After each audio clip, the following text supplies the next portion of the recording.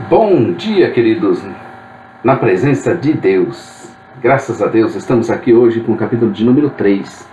Veremos hoje que Mesa de Moabe era um rei endiabrado. Não perca, muito interessante esse capítulo de hoje. Eu sou o pastor Daniel Deusdete, da Semeadores. Estamos juntos aqui agora, nesses minutos. Você deve apanhar sua Bíblia. Eu recomendo fortemente que você apanhe sua Bíblia e faça uma leitura prévia antes de nos ouvir. Aí você vai ficar antenado, ligado, sabendo do que estamos falando. Do contrário, pode ser que você se perca dentro do que nós estaremos falando. Pode também entrar em nosso blog site jamaisdesista.com.br, localizar 2 Reis 3.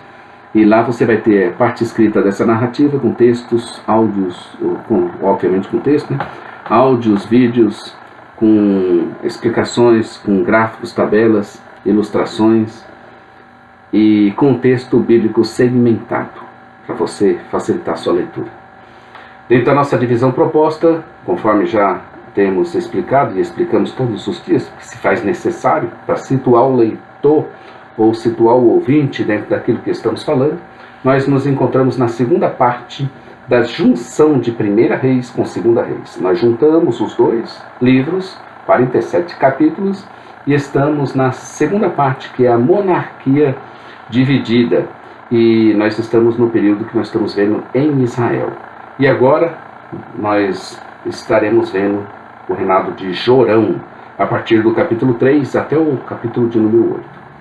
Agora estamos vendo o filho de Acabe, Jorão, reinando em Israel. Este reinado foi o contexto no qual Eliseu exerceu o restante de suas atividades. Como já dissemos anteriormente, nenhum rei em Israel será ou foi tido como bom, e assim também este fará o que é mal aos olhos do Senhor. Verso de número 2. Para melhor compreensão, dividiremos também essa parte, que vai até o capítulo 8, estando nós agora aqui no capítulo de número 3, nós estaremos dividindo em 8 partes. O início do seu reinado, o serviço de Eliseu na guerra moabita, o ministério de Eliseu aos necessitados, Eliseu cura Naamã na Síria, Eliseu e os profetas e o rei da Síria, Eliseu e o cerco dos sírios a Samaria, Eliseu e a mulher sunamita, Eliseu e Azael na Síria, lá no capítulo 8. Então vejamos o início do reinado de Jorão.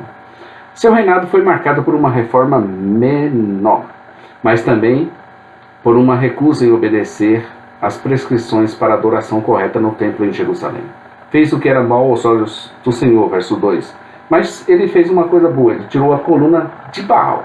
No entanto, aderiu aos pecados de Jeroboão.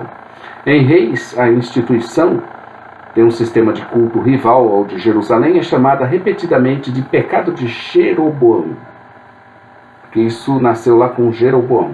E você vai encontrar diversas referências. 1 Reis 13, 34, 14, 16, 15, 26, 30, 16, 2, 2 Reis 3, 3, 10, 29, 13, 2, 17, 21. Você vai encontrar nessas referências que a instituição do culto rival, que o culto verdadeiro tinha que ser feito lá na época no templo, que o culto rival ao de Jerusalém é chamado repetidamente de pecado de Jeroboão. Infelizmente, esse pecado em Israel se tornou a obsessão de todo rei de Israel do início ao fim. Nenhum deles fez uma reforma completa a ponto de eliminar esse pecado. E foi ele uma das grandes causas da queda total de Israel e da sua ida ao exílio. O serviço de Eliseu na guerra moabita. Veremos o papel exercido de Eliseu durante o reinado deste rei em Israel. Mesa era o rei dos moabitas e servia a Israel pagando-lhe tributos durante o reinado de Acabe. Mas morrendo Acabe, Mesa se rebelou contra Israel. Jorão então começou a sua estratégia para derrotar Mesa e nos seus planos incluir a Josafá, rei de Judá, lá do Reino do Sul. Josafá tinha dito a ele o mesmo que tinha dito a Acabe, quando os sírios resolveram atacar novamente Israel. Ele disse: serei como tu és, o meu povo como o teu povo, os meus cavalos como os teus cavalos. O caminho que eles iriam para ir contra Mesa envolvia passar pelo deserto de Edom.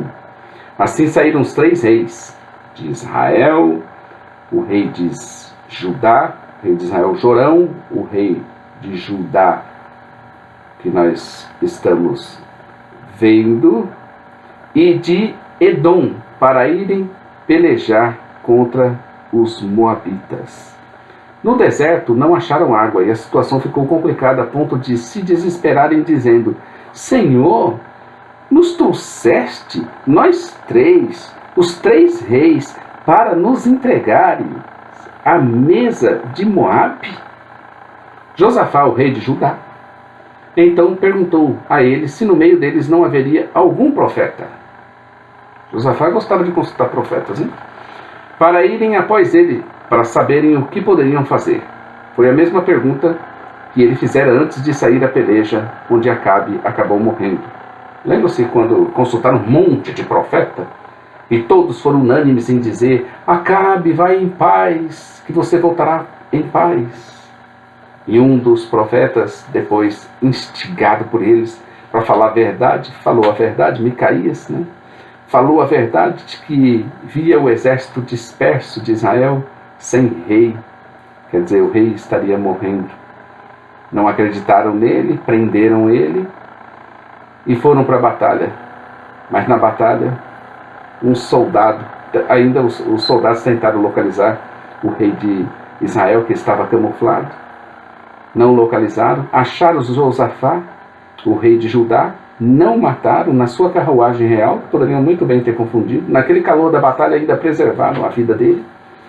E como não acharam o rei de Israel, que os soldados tinham recebido ordem expressa para matá-lo, como não acharam, atiraram uma flecha, do nada, a esmo.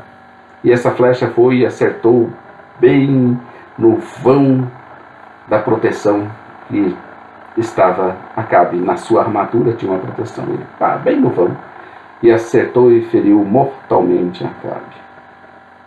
E ele acabou morrendo. E eles fizeram essa consulta aos profetas. E aqui está Josafá. Josafá tinha se aliado a Acabe para ir pelejar na batalha contra os sírios. E agora, de novo, Josafá está se aliando aqui com o rei de Israel, Jorão, para irem enfrentar, fazendo uma coalizão, Mesa de Moabe.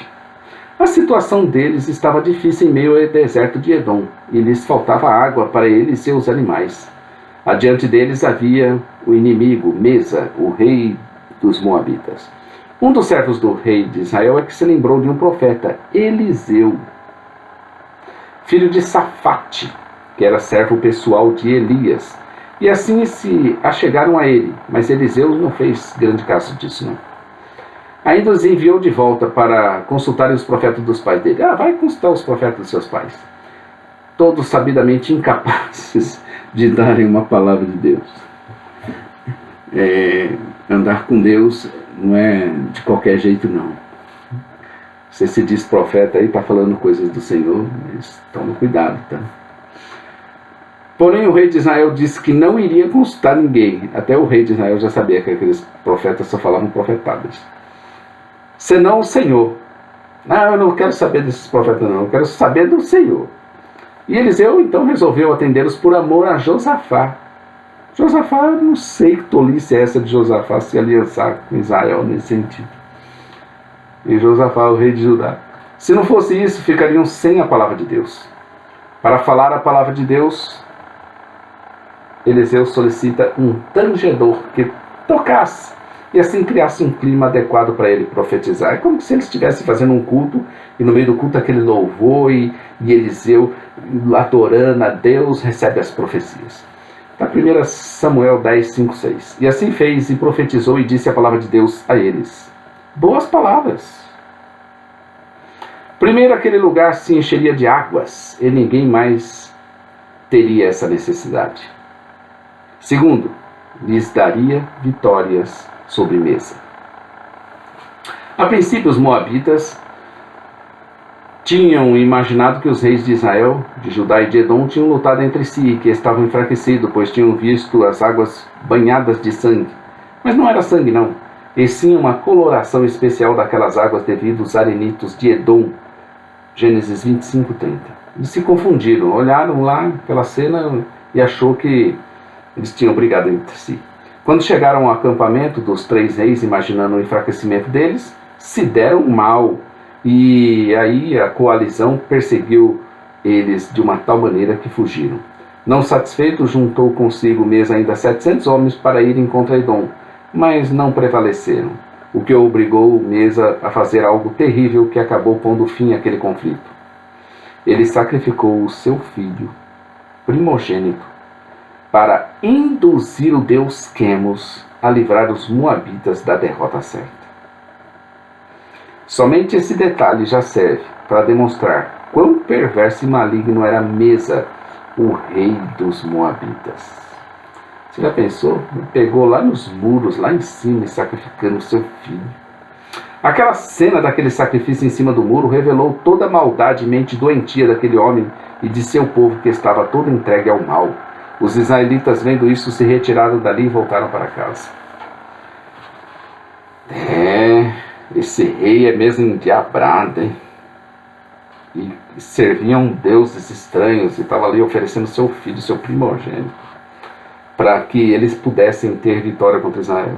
Coisa ruim.